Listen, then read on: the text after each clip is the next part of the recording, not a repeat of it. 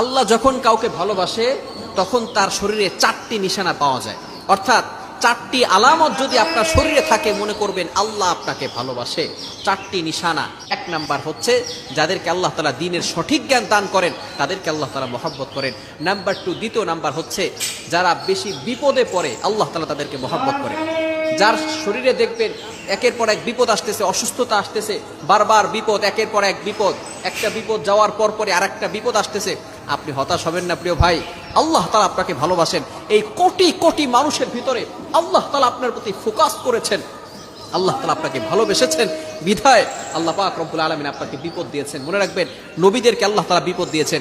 ইব্রাহিম আলাইহিস সালাম খলিলুল্লাহ এবং মিল্লাতা আবিকুম ইব্রাহিম, যিনি সকল মুসলিম উম্মাহের, সকল মুসলমানদের পিতা এবং সকল মুসলমানদের লিডার, নেতা। সুতরাং ইব্রাহিম আলাইহিস সালামকে আল্লাহ তাআলা সবচেয়ে বেশি কষ্ট দিয়েছেন।